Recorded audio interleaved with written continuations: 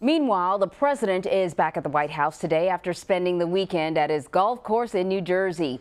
His focus this week, once again, are his troubles with his White House staff. Several reports have said that the president told his chief of staff, Reince Priebus, that he has until the 4th of July to figure it all out, or the president will find someone else to do it. But our chief White House correspondent says that there is no deadline, but the pressure certainly remains on for Priebus. For more now, we turn to chief White House correspondent Major Garrett, who is at the White House and in our Washington bureau. Ed O'Keefe, CBS News political contributor and a congressional reporter for the Washington Post. Gentlemen, thank you so much for joining me. Major, I'm going to start with you about this news that we've heard before, that the president is very upset with his White House staff. There have been rumors of a shakeup. Your sources say there's no deadline when it comes to Reince Priebus anyways, figuring it all out. But what about the rest of that? Is any of that true? Yeah, well, look, the president, as we have discussed before here, is evaluating the efficacy and the effectiveness of his senior White House staff. He's been doing that for the better part of 2 months. And as Ed knows, and as I've said on this network before, almost from the very first week of this administration, you could find someone close to President Trump or working in this White House at a senior level telling you Reince Priebus is in trouble. He could get fired any moment. That's been true for weeks upon weeks upon weeks, and he's still here. Politico has a story saying that the president said out loud at a meeting on Memorial Day with senior staff and other invited guests that Reince Priebus has until July 4th. I've now talked today to 2 people who were in that room, who heard everything the president said in that meeting, and he never used any phrase about July 4th or that's the deadline, Reince Priebus, and if you don't get this White House in shape by then, you're gone. No date whatsoever. There was hanging in the air this very real sense that the president would like more discipline, more accomplishments, and a greater sense that his White House is better organized within the next month or 2. People I've talked to who are very close to this subject, talk to the president frequently, tell me that Reince Priebus probably has all of the month of June and probably all the month of July before there's actually a very serious action, if there's ever to be one, to replace him by the president. And if Reince Priebus is replaced as chief of staff, I'm also told that will not be the only move to shake up the West Wing and the president's senior leadership. But right now, he's told people, I'm not changing anything right now, because if I did, if I made these high visibility changes, I would only add to the atmosphere of chaos and instability within the White House. I can't afford to do that politically.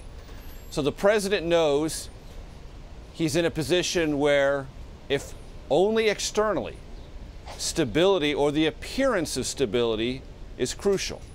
It's also worth pointing out that by the standards of this White House, which are unique into themselves, this week we have an entire week focused on workplace development. Last week we had an entire week with cabinet secretaries, talking points and interviews on infrastructure. That's 2 straight weeks where the Trump White House has, from a policy and communications point of view, tried to create something it could consistently and relentlessly talk about in an atmosphere of news around it.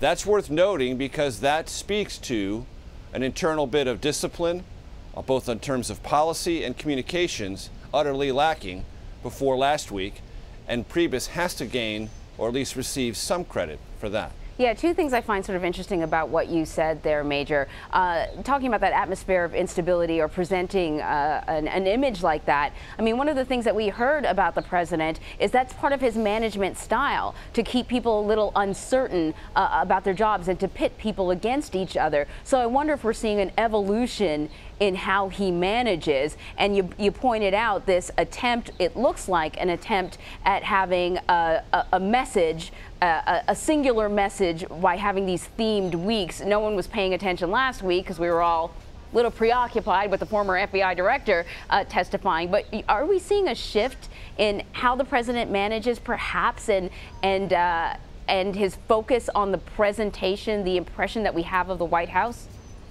I'm not sure we're seeing a shift in the way he manages. This president still relies on the idea of creative tension and people around him at the senior level working very hard on their agenda items, and they sometimes rise and fall in his favor. If we were having this conversation, and I bet we did a month ago, Anne-Marie, it was about where Steve Bannon was, chief strategist for this White House, and his evaluation, as expressed by the president publicly at that time, was at the lowest ebb of his service here at the Trump White House. It's now moved back up. Steve Bannon played a significant role in many of the important moments of the president's first overseas trip and has gained a little bit more traction, a little bit more visibility with some policy actions and statements the president's made in the last week or two. Does that mean he's fully ascendant and the most powerful person in the White House? No, but he's in a stronger position than he was a month ago.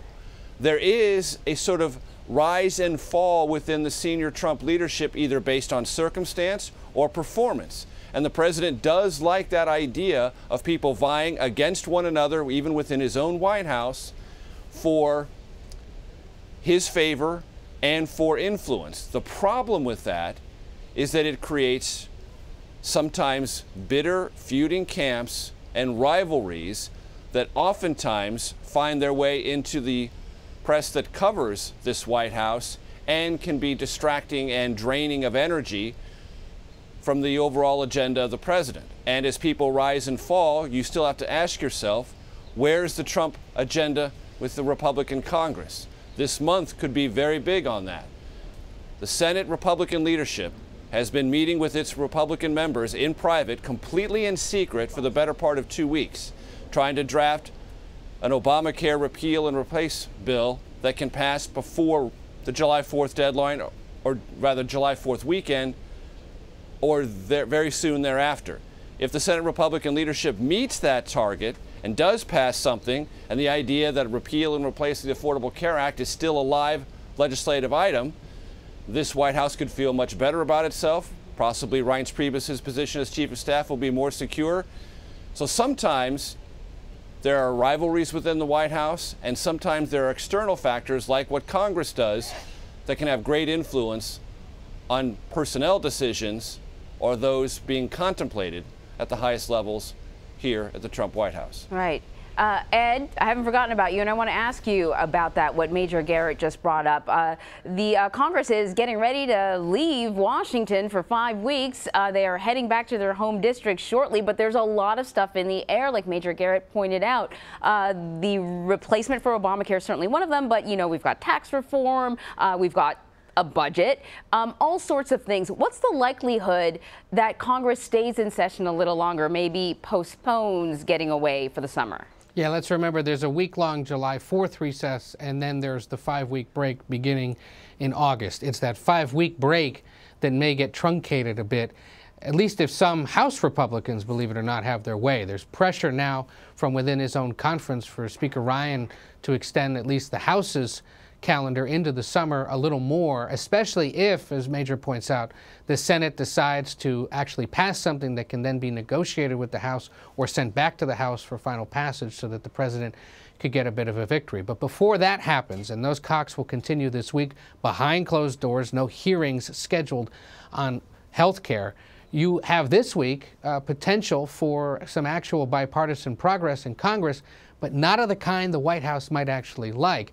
Senators are talking about passing a sanctions package against Iran and Russia. This started as an Iranian sanctions package. It now includes Russia. You heard Lindsey Graham yesterday on Face the Nation suggest if the president doesn't sign this, he is not a fan of protecting democracy, basically, and that the Senate would consider overriding it. Of course, bringing a sanctions package to this president that includes penalties against Russia could put him in a tricky spot because, you know, anything that's counter Russia may be seen as the president admitting failure in his attempts to try to create new dialogue and new diplomacy with the Russians. We'll see how that goes. But it would be a notable bit of bipartisanship in Congress that otherwise has been pretty divided on just about everything. In addition to health care, as you said, you've got work on taxes starting, but Concurrent with that, you actually have to be putting together a budget package that would be passed by the end of September, and there's a lot of work still to do on that. To the point about the staff shakeup, it's important to remember there's a dynamic at the other end of Pennsylvania Avenue that I think weighs on the White House. I've talked over the last few weeks, as poor Major and Margaret have had to deal with the rumors and speculation about who's getting kicked out of the White House, with Republicans on the Hill who say if Reince Priebus goes, that's possibly the worst thing that could happen to us, because he is seen as their only channel really into the West Wing, with whom they can have serious conversations, share intelligence, frankly, on what's going on over there, and talk seriously with somebody about the legislation that's trying to get passed up in Congress. The other important thing to remember is Priebus is a very close associate of the House Speaker, Paul Ryan. They are seen as partners in all of this and trying to get the Trump agenda passed. Should Priebus go, who Congress's partner is at the White House would be far less certain, especially because below Priebus there really aren't many other senior aides who carry a lot of water up at the Capitol. That is very interesting, and it makes you wonder about the impact of these rumors and who benefits from, let's say, sharing them. But Ed, I want to ask you about something else that came up overnight. So the attorney generals in D.C. and Maryland are planning on filing a lawsuit this morning, and they're alleging that the president breached his constitutional oath over Trump business dealings with foreign governments. This certainly, if it's able to move forward, would be a test of the emoluments clause, but that's not all it could be. If it moves forward, it could really answer a lot of questions about the president's finances. That's right, because it could compel a judge to tell the president it's time to release your tax returns as part of this case. But even if this case doesn't go forward, frankly, the special prosecutor, Robert Mueller, may find a way to get his hands on the president's tax returns and eventually bring them to light. But this lawsuit by the attorneys general from the District of Columbia and Maryland, both Democrats, again, as you said, designed to challenge the president's potential violation of the emoluments clause. This is regarding the fact that there's a hotel just a few blocks from the White House with his name on it that his family runs. The fact that his son, Eric Trump, has said in recent interviews that he still briefs his father, at least on the bottom line of the family business, and that there are all sorts of other questions about whether his children or other associates are profiting, if you will, on the Trump name, including, frankly, the golf course where he was this weekend in New Jersey, the facility down at Mar-a-Lago in Florida, and all of his other properties around the world are those bearing his name. So interesting that it comes from Maryland and the district that will begin this legal fight. I wouldn't be surprised in the coming weeks if we hear other state attorneys general joining on to this lawsuit. But yes, ultimately, if it proceeds, the big thing is it may finally compel the release of the president's tax returns. Major Garrett and Ed O'Keefe, thank you so much, gentlemen, for your time. Take care.